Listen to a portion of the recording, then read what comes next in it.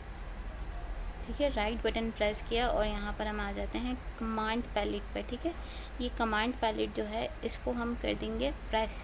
इसको प्रेस किया तो हम यहाँ पर अगेन हम कर लेते हैं राइट क्लिक किया, हमारी बस स्क्रीन पे कहीं भी आप राइट क्लिक कर दो और यहाँ पर आ गया कमांड पैलेट। और यहाँ पर ये जो है ना टॉगल वर्ड रैप नहीं दिख रहा तो लिख लेना टॉगल वर्ड रैप, ऐसे लिखोगे तो ये आ जाएगा। खैर मुझे तो शो हो रहा है, मैं इसके ऊपर दूँगी प्रेस। ठीक है, तो आप लोगों ने ये चेंज देखा होगा कि ये एक ही पेज पर आ गया। ठीक है, तो पैराग्राफ टैग हम जब भी लेंगे और हमें कुछ रैंडम वर्ड जनरेट करना हुआ, कुछ रैंडम वर्ड्स जनरेट करने हुए तो हम लॉरेम का यूज़ करेंगे। ठीक है, कंट्रोल एस किया, सेव हो गई फाइल। अब हम यहाँ पर आके करेंगे रिफ़्रेश। ठीक है, रिफ़्रेश किया तो यहाँ पर इसने हमारे लिए ये रैंडम वर्ड्स दिखा दिए। ठीक है, अब ये जो हेडिंग है, ठीक है, हेडिंग को बाद में छेड़ते हैं। ठीक है, हेडिंग को बाद में छेड़ेंगे। यहाँ पर हम आ जाते हैं, यहाँ पर हमने कुछ स्पेस दे दी। अब यहाँ भी हम कुछ स्पेस दे देते हैं और यहाँ भी हम कुछ स्पेस दे देते हैं। ठीक है, अब हम कंट्रोल एस से सेव करेंगे। अब हम ब्राउज़र पर रन करके देखते हैं कि क्या ये जो स्पेसेस मैंने पैराग्राफ में दिए थे ये शो हो रहे हैं या नहीं। लेट्स सी, रिफ़्रेश किया तो नहीं, ऐसा कुछ भी नहीं है, यहाँ पर कोई भी स्पेसेस नहीं है। तो अब हम अगेन आते हैं। अब देखें VS कोड में तो हमारे पास स्पेसेस शो कर रहा है, लेकिन देखें हमारी फ़ाइल भी सेव है, यहाँ पर फाइल भी सेव है, क्योंकि यहाँ पर डॉट नहीं दिखा रहा तो भी हमें स्पेसेस शो नहीं कर रहा। तो जब भी हमें एक्स्ट्रा स्पेसेस दिखानी होगी तो हम P की जगह, मतलब पैराग्राफ टैग की जगह हम यूज़ करेंगे PRE।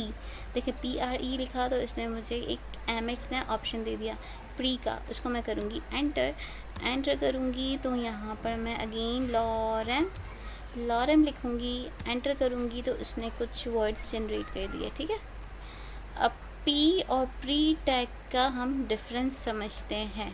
ठीक है, यहाँ पर मैंने कुछ स्पेस दे दी, यहाँ भी दे देती हूँ मैं कुछ स्पेस। ठीक है, यहाँ भी मैं कुछ स्पेस दे देती हूँ और ये स्पेस मैंने दे दी। ठीक है, अब पैराग्राफ टैग में मैंने जो स्पेस दी है वो हमें शो नहीं हुई थी। अब हम देखते हैं जो हमने प्री टैग में स्पेसेस दी हैं क्या वो हमें शो हो रही हैं। कंट्रोल एस दबाया तो ये हो गया सेव। अगेन हम आ जाते हैं हमारे क्रोम ब्राउज़र पर, यहाँ पर हम आके हमारा पेज करेंगे रिफ़्रेश। ठीक है, रिफ़्रेश किया तो ये आप लोगों ने देखा इसने एक्स्ट्रा स्पेसेस दे दी है यहाँ पर। इसका मतलब है जो प्री टैग है ना, हम एक्स्ट्रा स्पेसेस जब भी हमें हमारे पैराग्राफ में देनी होती है तो हम प्री टैग का यूज़ करते हैं, PRE प्री टैग का यूज़ करते हैं। और जब नॉर्मल हमें पैराग्राफ लिखना होता है तो हम P मतलब पैराग्राफ टैग का यूज़ करते हैं। ठीक है, अब ये हेडिंग अच्छी नहीं लग रही ना ऐसी साइड में, हेडिंग तो सेंटर में अच्छी लगती है। तो हम यहाँ पर आ जाते हैं, अगेन हम इसको पहले तो सेलेक्ट करके मिटा देते हैं। ठीक है, यहाँ पर हम यूज़ करेंगे CE। अब देखो CE लिखा तो इसने ये हमें ऑप्शन दे दिया सेंटर का ऑप्शन आया, हम कर देंगे एंटर किया तो ये हमारे लिए उसने एक सेंटर टैग क्रिएट कर दिया। ठीक है, यहाँ पर मैं लिख दूँगी H1 लिखा और यहाँ पर मैं कर दूँगी हेलो वर्ल्ड। अब देखते हैं कि इसका क्या रिज़ल्ट आता है। सेंटर टैग के अंदर अगर हम H1 टैग यूज़ कर रहे हैं तो इसका क्या रिज़ल्ट आता है। कंट्रोल एस दबाया, अगेन हम गए हमारे ब्राउज़र पे जाके हमने हमारे पेज को किया रिफ़्रेश। ठीक है, रिफ़्रेश किया तो आप लोग देखेंगे कि ये हमारा हेलो वर्ल्ड सेंटर में आ चुका है। ठीक है, अगेन मैं आती हूँ यहाँ पर पी टैग के एंड में अगर मैं चाहूँ, अगर नहीं मैं चाहती हूँ कि इस पैराग्राफ के नीचे यहाँ पर लाइन आ जाए, यहाँ पर भी एक लाइन आ जाए, यहाँ पर भी एक लाइन आ जाए, मतलब लाइंस लगाने के लिए हम यूज़ तो कहते हैं एक टैग। ठीक है, वो कौन सा टैग है उसको हम यहाँ ले लेते हैं। वैसे हेडिंग के बाद होता नहीं है, बट मैं ऐसे ही प्रैक्टिस के लिए बता रही हूँ। यहाँ पर हम लिखेंगे BR। ठीक है, BR मीन्स लाइन ब्रेक। ठीक है, BR टैग लिया। अब देखें इसका कोई क्लोजिंग टैग नहीं है, नहीं BR तो ब्रेक लाइन है ना, सॉरी HR। ठीक है, HR से हमारे लिए एक लाइन क्रिएट हो जाएगी हमारी हेडिंग के बाद। HR लिख कर करूँगी एंटर। ठीक है, तो ये टैग आ गया। जैसे BR टैग का, ब्रेक लाइन टैग का कोई क्लोजिंग टैग नहीं था, इस तरह HR टैग का भी कोई क्लोजिंग टैग नहीं है, ये जस्ट HR टैग है। ठीक है, यहाँ पैराग्राफ की क्लोजिंग टैग के बाद भी मैं यहाँ पर लगा देती हूँ HR लिखकर मैं एंटर कर दूँगी। यहाँ भी मैं HR लिखकर एंटर कर दूँगी। ठीक है, अब ये जो डॉट आ रहा है ना, इसको मुझे रिमूव करना है, मतलब मुझे फ़ाइल को करना है सेव। Ctrl+S दबा के सेव किया। मतलब मैं जब सीखती थी ना तो मुझे ये डॉट तो पता ही नहीं था, किसी ने बताया ही नहीं था, तो मैं बहुत ज़्यादा कंफ्यूज हो जाती थी कि मेरा रिज़ल्ट क्यों नहीं आ रहा। मैं बहुत ज़्यादा परेशान होती थी, क्योंकि नॉर्मली प्रोग्रामिंग में ऐसा ही होता है कि जब कोडिंग के रिज़ल्ट आ रहे होते हैं ना तो मज़ा आ रही होती है, और जब कोडिंग के रिज़ल्ट ठीक से नहीं शो हो रहे होते हैं तो हम पागल हो रहे होते हैं कि हमारा रिज़ल्ट क्यों शो नहीं हो रहा। ठीक है, तो इसलिए जो चीज़ें मैंने फेस की थी तो मैं आप लोगों को बताती भी चल रही हूँ। ठीक है, अब मैंने यहाँ से Ctrl+S से फ़ाइल को किया सेव। यहाँ पर मैं आई और यहाँ पर आके पेज को कर दिया रिफ़्रेश। ठीक है, रिफ़्रेश किया तो आप लोग देखो यहाँ पर आ गई हमारे लिए लाइंस। ठीक है, HR लाइंस मतलब हॉरिजॉन्टल रूलर। उसने हॉरिजॉन्टल वे में हमारे लिए एक रूलर, 3 रूलर्स क्रिएट कर दिए, क्योंकि हमने हेडिंग के बाद, पैराग्राफ के बाद और प्री टैग के बाद हमने HR टैग का यूज़ किया था। ठीक है, चलें फिर आज के लिए इतना ही रखते हैं।